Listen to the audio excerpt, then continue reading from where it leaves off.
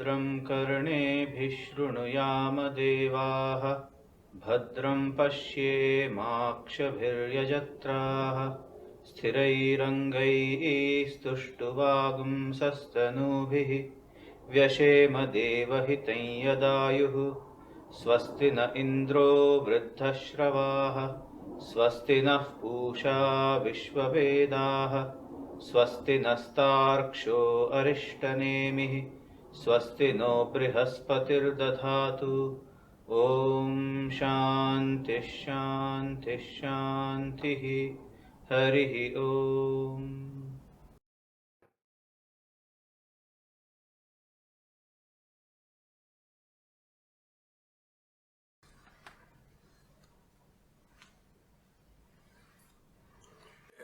Dear friends,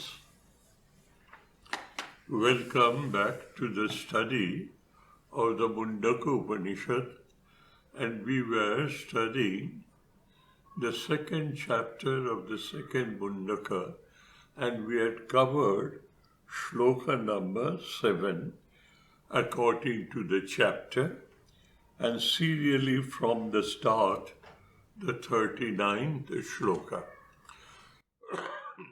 Whatever it may be, the main theme of discussion in this chapter is by using appropriate words, appropriate examples in such a manner that that object, the Atman, the Brahman, which is not perceivable by the sense organs or any other ordinary faculty of a human, apart from awareness of my amness, I am.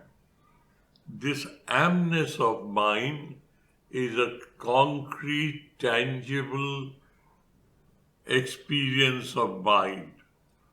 Apart from that, we are not able to comprehend the indescribable element known as the Brahman. But it is experienceable, not describable, but experienceable. And how can it be described? In an indirect, symbolic manner. In an indirect, symbolic manner. So, the challenge the teacher of the Upanishad faces is how to place words so that through the stretch of our imagination, based on our rationality, robust common sense, how can we have a vague idea of what that entity is, which is infinite, which is eternal, which is immutable, which is absolute. These are the words. They do create an idea in our mind, and we use these words to explain that which is not explainable or describable.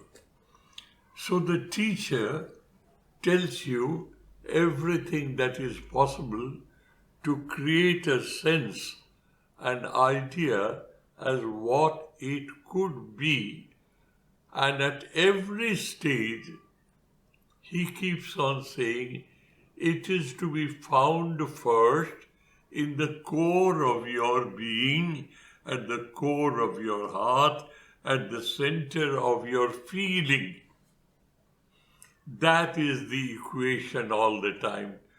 Don't try to look out for Brahman or Atman high up in the skies, in the clouds. First, experience that within yourself, and when you have experienced it and you know your true original nature, you will find yourself everywhere. This is the procedure which this chapter explains. We have read the 7th chapter, he says, Yaha, he who, Yah sarvagya sarvavit jasya jnanam jasyesha mahima bhuvi Dibye Brahmapure Hiyesha Atma Vyomni Atma Pratishtita. Now see what he says. He is all-knowing in general, Sarvagya. We have a general knowledge of law, of right and wrong, but we do not have a particular knowledge of law until and unless we go through a course of study of law. Sarvagya and Sarvavit, knowing in general and knowing in particular in the minutest detail. He, that supreme supreme being of which we are trying to assess or imagine or understand, he is the knower of everything. Why? Because he has created it. A creator knows every bit of his creation and is much more than what he has created. This is a secret. A creator, that is, say for instance a carpenter, a woodworker, he creates so many things. He has endless possibility and capability of creating, and he knows every bit of it, how he thought of it, how he planned it, programmed it, executed it, and created it. He knows every bit of it, and he can create many, many, many more things. So he is greater than what he creates. He is Sarvagya. He knows everything of this cosmos, not in general, in particular. That is, destiny of millions and millions and millions of people. He knows everything. Esha bhuvi jasya mahima. This cosmos is an excellent manifestation of his own creation, or his creativity. That is what he is. Now, how do we equate with our day-to-day experience? We know there's somebody who creates something. He is a creator, and he is much more potentially capable of creating many, many, many more things. He is greater than what he creates. Now this world, when we look at it, it appears to be a creation, a srishti, created entity. So the creator is greater than the created. So he is Sarvagya, he is Sarvavit, and this whole cosmos is a magnificent manifestation of his excellence.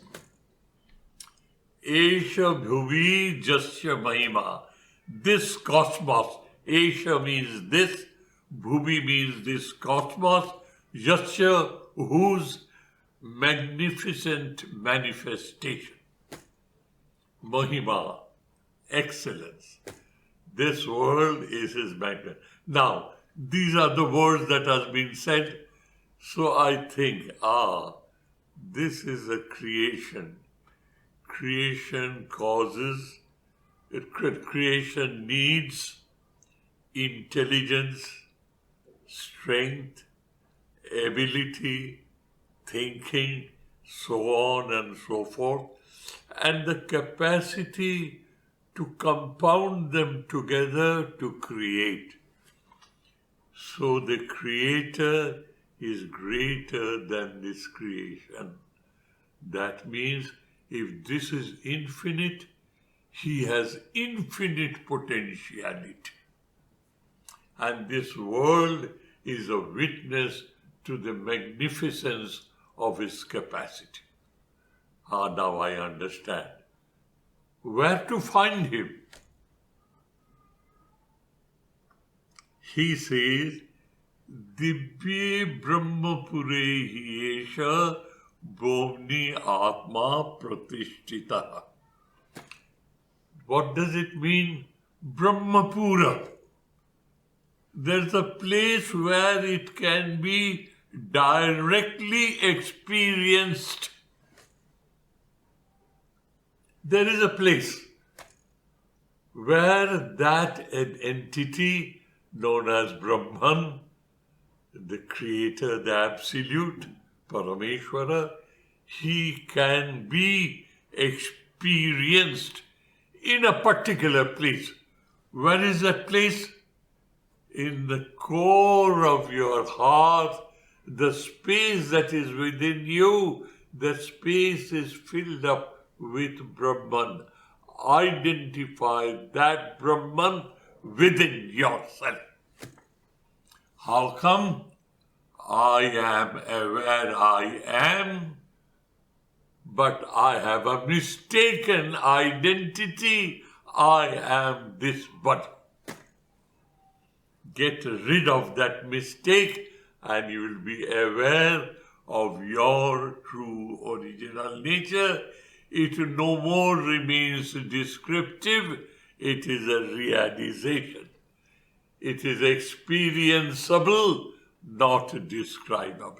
You can experience it within yourself, in the core of your heart, in the space of your heart. That is, through the process of Shravana, Manana, Nididhyasana, you can experience that entity which is immutable, which is absolute, which is eternal, which is infinite, which is not describable but experienceable. Where do you experience it? In the core of your heart. I am that. I am Atma Brahma.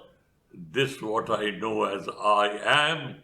In essence, in reality, in truth is Brahman.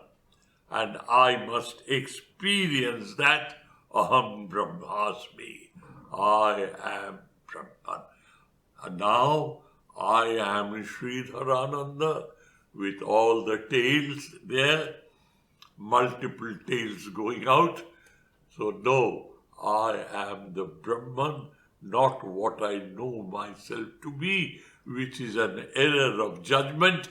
The real judgment, real thinking is, I am that. So dears, whenever you read these shlokas, especially all these shlokas of the second chapter, you will find at every stage he's trying to equate with your experience, I am. And he tries you in reality, he tries to tell you in reality who you are, what you are.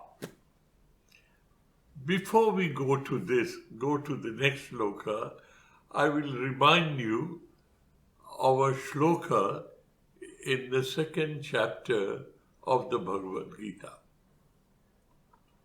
Sri Krishna was explaining to Arjuna a realized soul. Who is a realized soul? In the second chapter.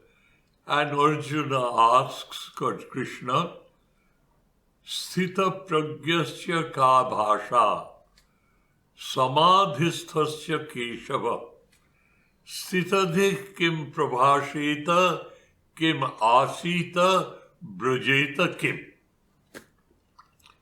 Very pertinent question. You are talking of a realized soul, Sri Krishna. You are setting an example for me. I am being battered by the circumstances of this world and I am losing my cool. I am getting despondent, desperate, depressed, angry, and so on and so forth. And you are saying to keep my cool, and there are people under the worst circumstances, they do not lose their cool. Could you tell me who are they, what are they? Now look at the questioning. Samadhisthasya sthitapragyasya ka bhasha. What is the definition of a sthitapragya and a samadhibhan purusha? I want a definition. By definition, we know a thing. Water is a shapeless, tasteless, colorless, transparent liquid. With all these words, I can understand what water is. By definition, I understand the object that is being defined. I want to have a definition of a realized soul who has achieved samadhi, that means who has been one with his original nature. Sthitapragyasya ka bhasha. Samadhisthasya sthitapragyasya ka bhasha. What is the definition? Kim prabhasheta. How do they interact with people? By words. Prabhasheta means how do they speak to each other? Is there any difference in their behavior pattern? I would like to know. Kim asit. How do they bear themselves? How do they carry on in this world? Brajeta kim. And what is their behavior pattern with the situations? I would like to know every detail of it. And thereafter, in several shlokas, Sri Krishna keeps on describing each and every aspect of Arjuna's question. So it is very euphoric. It is very enjoyable. But please don't be carried away by the euphoria or the joy of reading a literature. Please don't be misled. Please try and understand what it is all about. Why this question? Why this answer? Acharya Shankara, in his commentary, gives you an universally accepted axiomatic truth. And this is what I want to highlight now, so that once for all you understand why the scriptures are written in this manner. He says, Acharya Shankara says, Sarvatra eva hi adhyatma shastre kritartha lakshanani yani sadhanani cha bhavantitani yatna sadhatvat. That's it. It encompasses the whole gamut of rationality behind spiritual practices. Let me translate it for you. Let us not keep you in the dark. Sarvatra eva hi adhyatma shastri. Adhyatma shastra means all the scriptures of the world. Sarvatra. No exclusion. Whether it is Islamic, whether it is Jewish, whether it is Christian, whether it is Buddhism, whether it is multi-dimensional Hinduism. No exclusion. In all scriptures, you will find Krita Artha Lakshanani Yani. Yani means those which. Those which are signs and symptoms of a realized soul.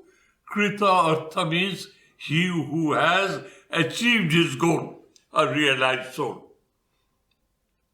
Lakshana. Lakshana means signs and symptoms and symbols. The signs and symptoms and symbols of a realized soul is the point of imitation of an aspiring soul. Krita Artha Lakshanani Jani, those which are the signs and symptoms and symbolism of a realized soul is sadhanani cha bhavanti tani. Those becomes the points of in-depth practicing. Sadhana is endless, effortful practicing. Why? Jatna sadhatvat. He has achieved by endless endeavor, and he has achieved that goal. If you want to achieve that goal, you now imitate that in your lifetime. The book known as Imitation of Christ by Thomas A. Kempis, a classic of Christian scriptures. What does it say? I am living in this world. Every moment I am facing circumstances. My purpose of life is to be one with Christ, to attain that state known as Christ. Christ is a state. Buddha is a state. It's not a human. Human is personified that way, but it speaks of a state of awareness. Thomas A. Kempis, he says, I have made this as my life's virtue. What is it? Every situation I find myself in, I think first, how would have Christ behaved? I would behave that way. Imitation of Christ. Why? Jatna sadhatvat. I am not made that way. If somebody is here with me, cross with me, I go back with vengeance. He's Atma. But Christ says, no. Forgive thy enemy. Love thy neighbor as thyself. Oh no, I should not. What is he doing? He is putting an endless effort to correct his behavior pattern.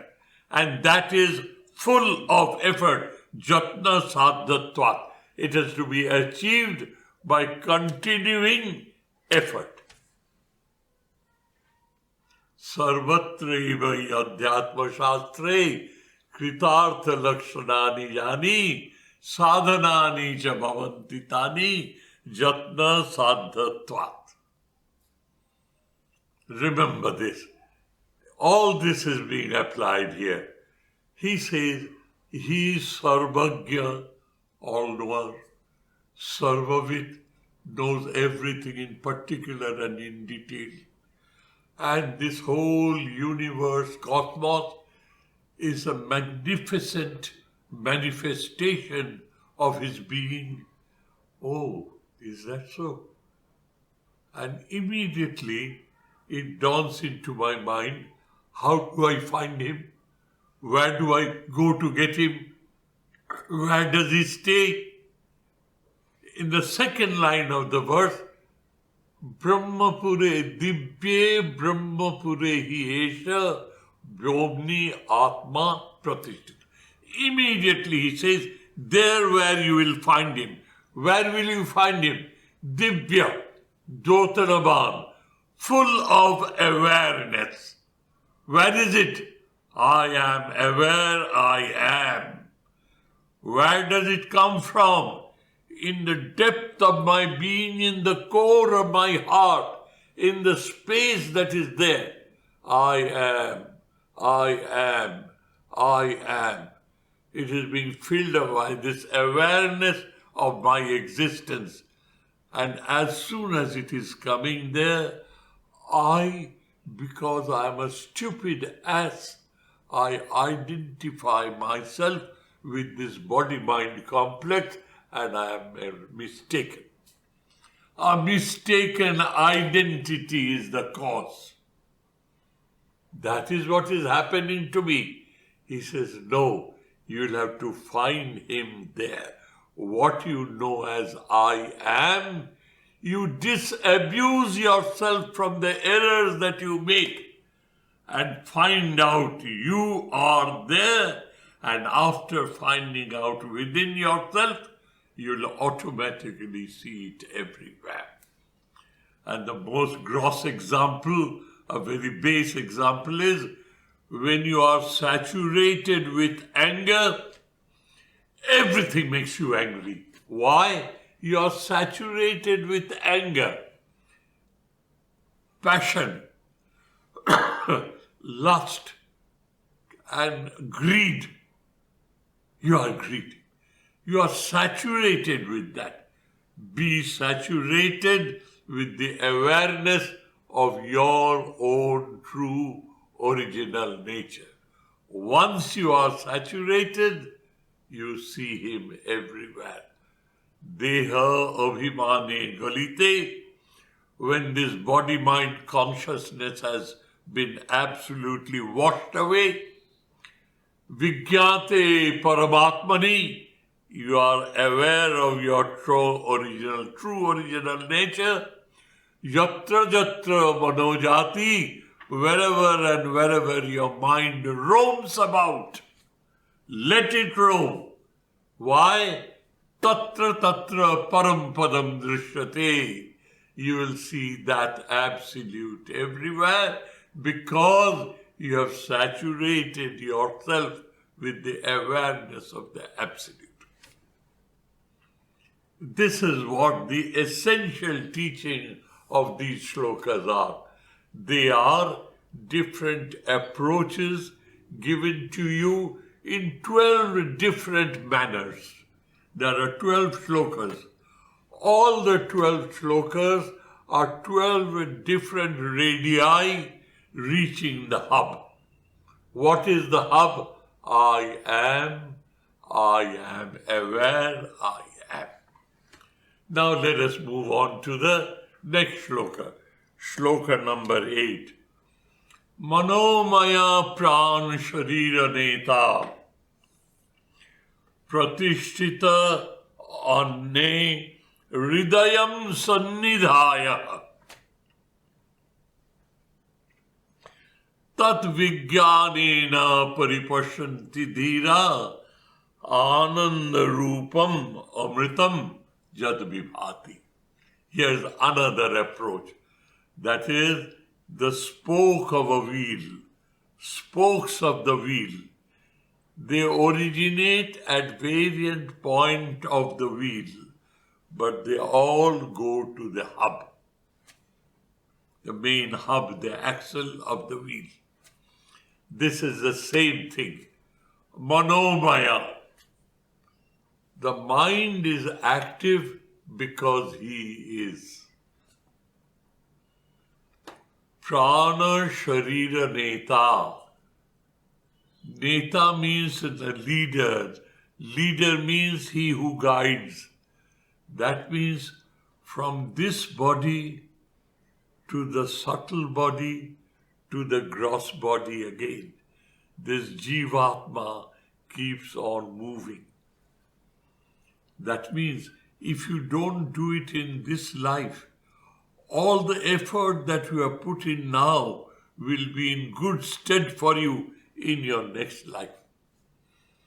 And this Jivatma, which migrates, is nothing else but Paramatma, devoid of all the adjuncts. So, Manomaya Prana Sharira Neta. Neta means he who is Niyantrana Karta, he who is the manager of this transmigration of the soul. Pratishita Anne Hridayam Sannivishta.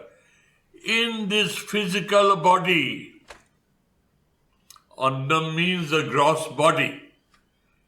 In this gross body, I am aware of my mind. I am aware of my prana, my life forces. And where am I? Hridayam Sannivishta. Hridayam Sannidhaya. Pratishtita. I am very strongly, safely, squarely placed. I cannot be pulled out of it. I am so properly entrenched into it.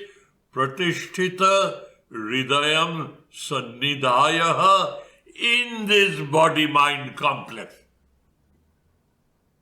That is the importance of this human body. This human body has been given to you to manifest the divinity which is already within you. That is the purpose. Jivana Mukti Sukha Prapti Hetabe Janma Dharanam.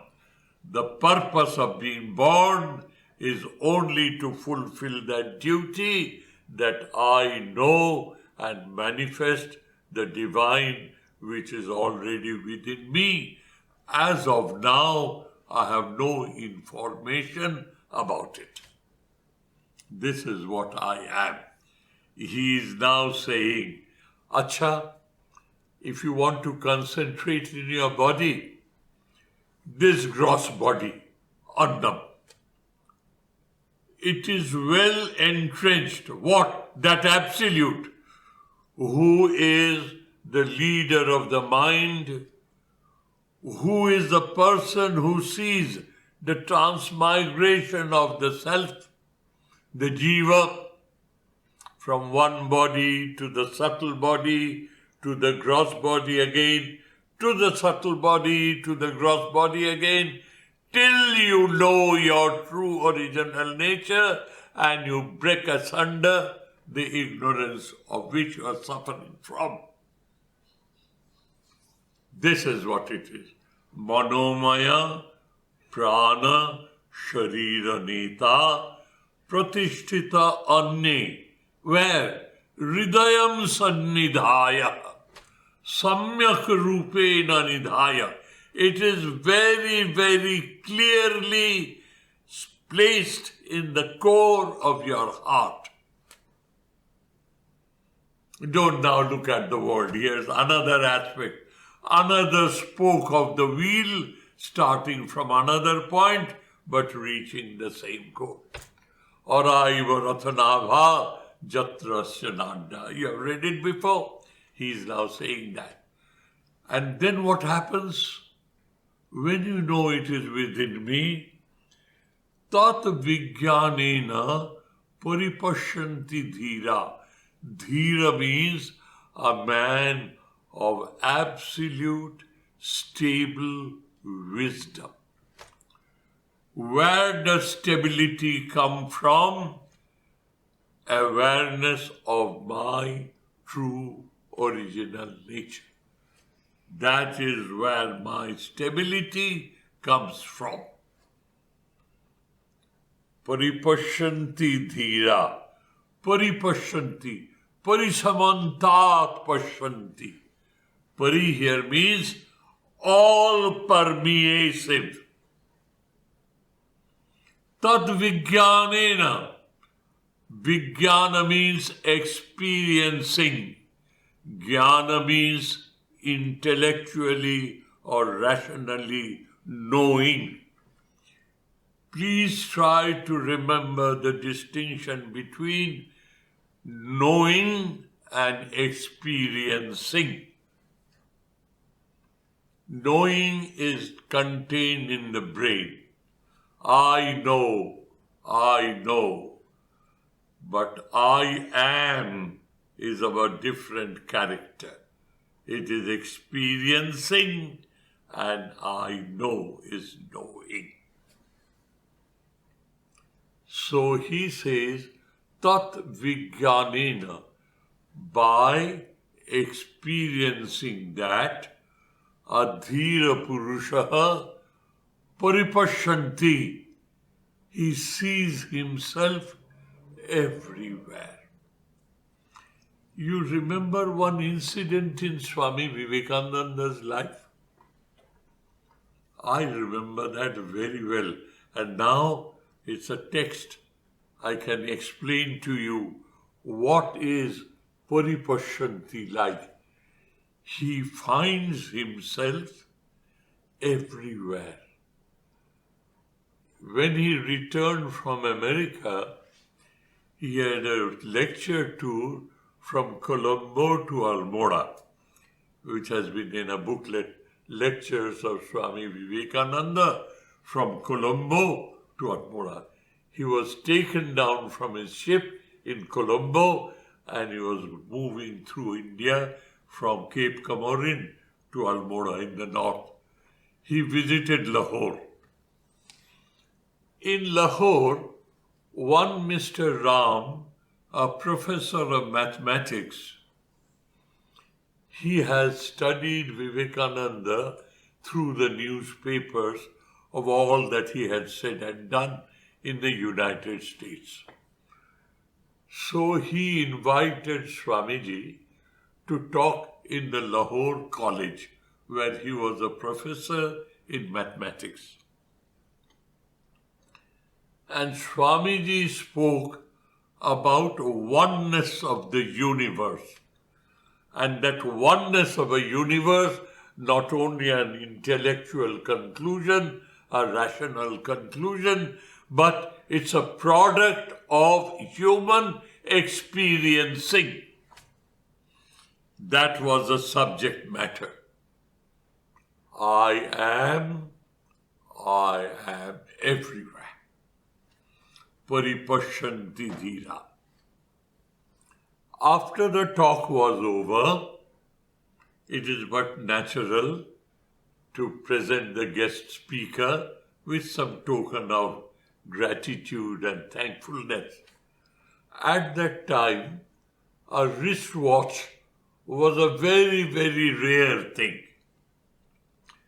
Professor Rama, he got a wristwatch for Swamiji. And on behalf of the college and the institution, he offered this wristwatch to Swamiji. Swamiji took it in a hand, looked at it, and told Mr. Ram. Now, this Mr. Ram, later on, after this impact with Swamiji, became Ramatirtha, the founder of an organization. What is the name of that organization? I forget. Anyway, it will come to my mind. Some Hindu Bharat, Hindu something. Anyway, Swami Ramatirtha, that Professor Ram became Swami Ramatirtha later on. Now, Swamiji took that watch, looked at it, and told Ram, take this watch, wear it on your wrist. Ram said, sir, it is for you. And Swamiji now classically says, I will wear this wristwatch on your wrist. I will wear this wristwatch on your wrist. Paripashyanti. He finds himself everywhere. I will wear this wristwatch on that wrist. This is what Paripashyanti Dhira is. I'll give you two examples from Sri Ramakrishna. one example is very common. That is, in a winter evening, Totapuri and Sri Ramakrishna were sitting beside a fire, a dhuni. The fire is a very, very sacred thing to a Vedanti. Fire is a symbol of Brahman. A poor passerby, winter evening of a whole day's work, he was pining for a puff of tobacco, chilim, a hookah, and he was looking out for burnt coal, charcoal. Oh, he found it. He came and he tried to get some amber out from that dhuni. Now the dhuni was very, very, I would say, sanctity, very sacred to Totapuri. And Totapuri with his chimta, the pair of tongs, Saleh with a rascal, and he went to hit him. Sri Ramakrishna was sitting next to him. He held him, didn't allow him to beat that man, allowed the man to take that amber, and he ran away. And then Sri Ramakrishna tells Totapuri, just now you were teaching me that the whole world is Brahman. Where does this rascal come from in your thinking? And you are prepared to hit him? If this is your Vedanta, I will not pass water on it. If this is what your Vedanta is, I don't want to pass water on that Vedanta. In his own village language. Why? Paripashanti dhira means you see yourself everywhere. Tad vijnanena, you have to see it within yourself. And what is the quantum of your experience? The teacher tells you the quantum of your experience. What will be your experience? Jat ananda rupam amritam vibhati. Ananda rupam amritam jat vibhati. In you, it will blossom forth. It will totally saturate you with this attitude, with this understanding that it is Ananda Rupam, Satchid Ananda Swarupam. This is what it is. That is Kritartha Lakshanani Jani, that which is a sign and symptom of a realized soul is the subject matter of an aspirant. A subject matter of sadhana for an aspirant. So, he says in this shloka, please consider this body which is Annamaya Kosha, one sheath, the gross body, Manomaya Kosha, the mind, Pranamaya Kosha, the life forces, Vijnanamaya Kosha, that is the intellect, the rationality, and Anandamaya Kosha, purified ego. I am not this body, not this mind, not this prana. I am not this intellect. I am, and I am so pure, I experience my true original nature, which is Ananda Rupam Jat Vibhati. It absolutely flushes over. That is what I am. So the 8th shloka is one of the spokes of the wheel. It starts from somewhere in the wheel but reaches the hub. that the 8th shloka teaches you how to meditate on yourself. You are Sat Sarup, Chit Sarup, Ananda Sarup, Atma, and you are limitless. You are Sarvam, Sarvagatam, Sushuksham, Jat Paripashyanti Dhira. They see you that way. Jat Bhuta Jonim Paripashyanti Dhira. Tad Vijnanena Dhira Paripashyanti. How? Ananda Rupam Yat Vibhati. I have told you before many a times, but this is a point where this is to be repeated once again. If I am Satchidananda Swarup, that is what you scriptures or the Mukta Purushas tell me. I am aware of my existence. Ahamasmi, Ahamasmi, I am. That is awareness of my existence, Satta. So I am Satsarup, I am aware of it. I am aware I am. The awareness and amness is inseparable. I am aware I am. I exist. Satta and Chaitanya, or Satsarupata and Chaitanya, Chaitanya Sarupata. They are always flushing in me. And you say, Satchidananda Swarupa. Your true original nature is Satswarup, Chitsarup, Anandarup, all integrated into one. It can't be compartmentated. This is Satta, this is Chaitanya, this is Ananda. I experience Satta and Chaitanya continuously. How can I believe I am Ananda Sarup when I am a product of this Niranandamaya samsara? I don't understand.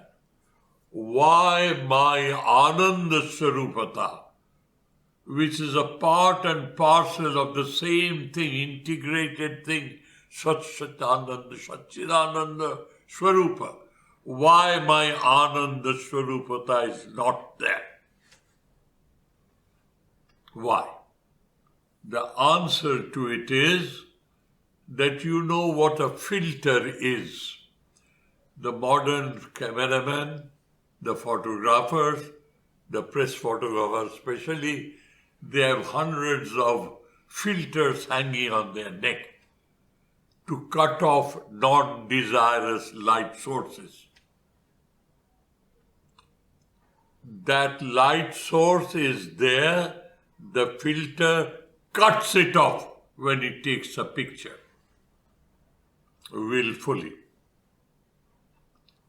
There is some insulated material, some filter in us, which allows Satta to come through, which allows Chaitanya to come through, but which does not allow Ananda Sarupata to come through. Do you have an example to explain to me? It's only a play of words. Yes, we have an example. What is it? Take a sheet of mica and place it before a blazing fire. That mica will allow the effulgence and luminosity of the fire to percolate through. But the mica will not allow the heat to come through. It will isolate the heat. It will insulate you from the heat coming out from that thin mica sheet. That is known as an insulation against heat. Is there any insulation in me which is preventing Ananda Sarupata to come out? That's what I'd like to know. I am aware I exist, Satta and Chaitanya. Existence and awareness are simultaneous, inseparable. How is Ananda Swarupata separated? The teacher says, there is a filter in you which is not allowing the Ananda Swarupata to come in. Remove that filter and there will be Ananda Swarupata for you. I'll give you a gross modern example and then I'll quote Kabir Das, which I've quoted many a times. The gross example is, say for instance, I am desirous of the latest model of the best sports car. The choicest and the best, the Ferrari, the Lamborghini, Alfa Romeo and so on and so forth. The best. And it calls for quite a substantial pack of money. I don't steal, I don't do anything immoral, I save, I raise loans, I raise this and this and this, and somehow or other I get that money. And that burning desire to own that sports car has made me almost desireless of everything else. The paramount desire is to own that sports car. For the time being, all desire has been suppressed totally. One desire is paramount, to own the sports car. And by God's grace and your efforts, with all the multiple avenues available to you, you collect the money, sign the check, give it to him, and he gives you the car keys. And you are in cloud nine. You can't explain how happy you are. You think the ownership of that car has brought you this happiness. That is how you think. Ownership of the car has brought you that happiness.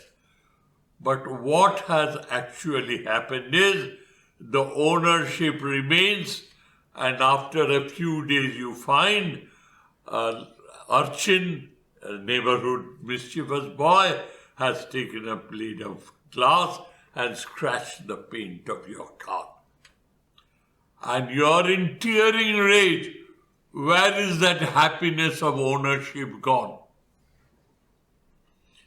If it is the ownership of that car is the cause of that happiness, the ownership remains, but you are in a tearing rage, but somebody has spoiled the color of your car, paint of your car. So your argument, the ownership has brought me this, is false. Ownership is still there, but you have lost your mood. The fact of life is that predominant desire, which was so overbearing that it suppressed all other desires of your lifetime, and this desire paramount.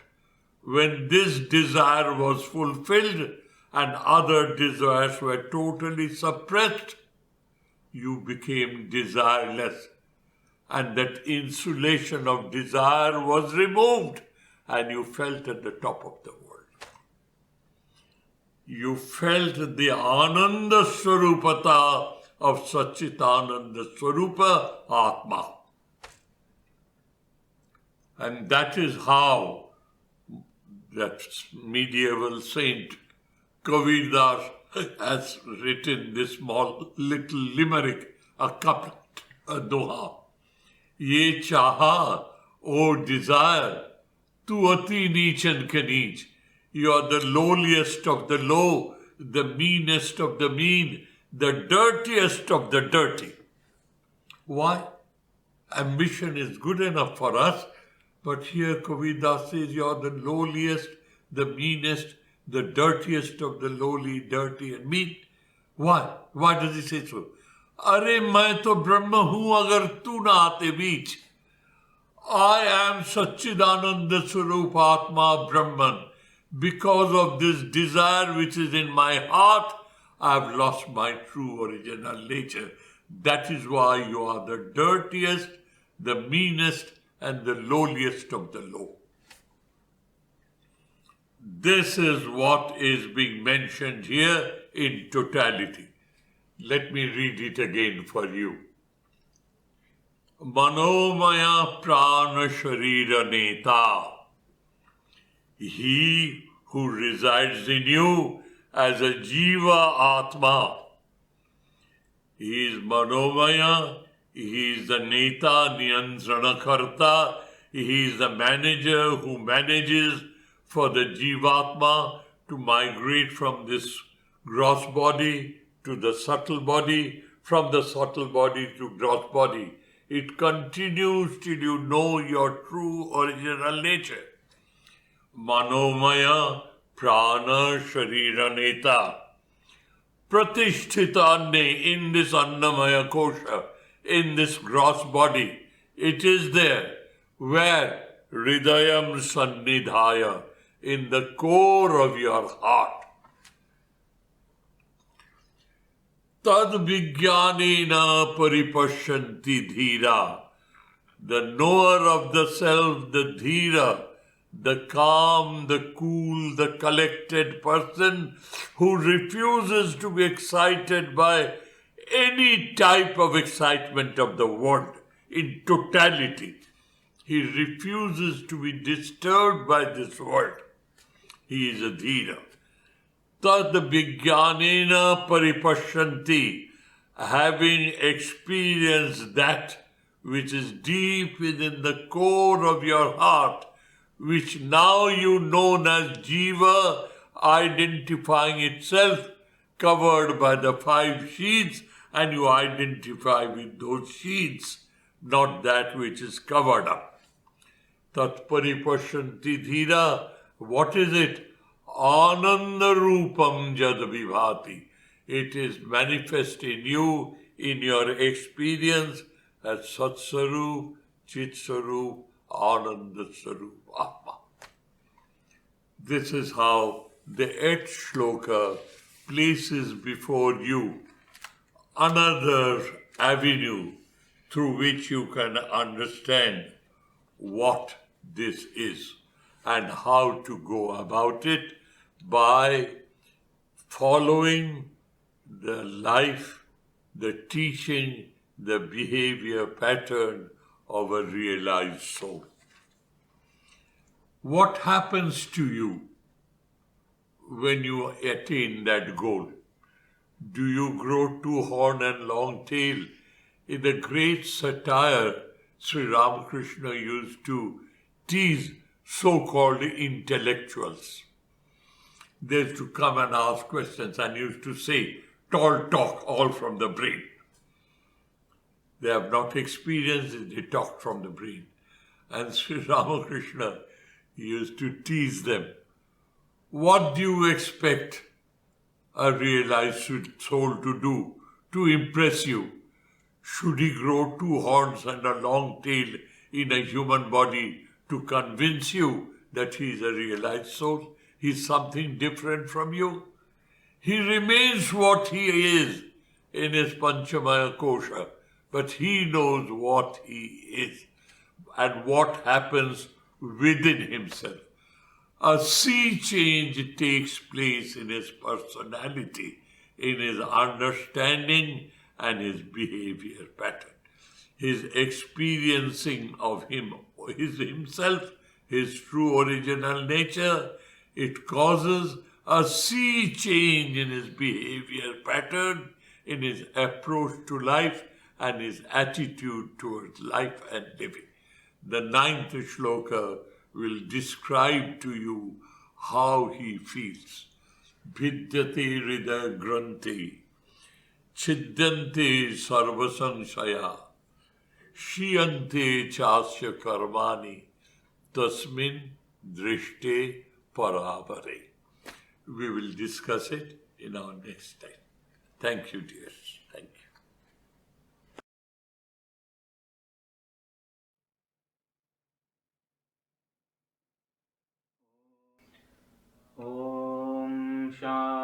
शान्तिः शान्तिः हरिः ॐ तत्सत् श्रीरामकृष्णार्पणमस्तु।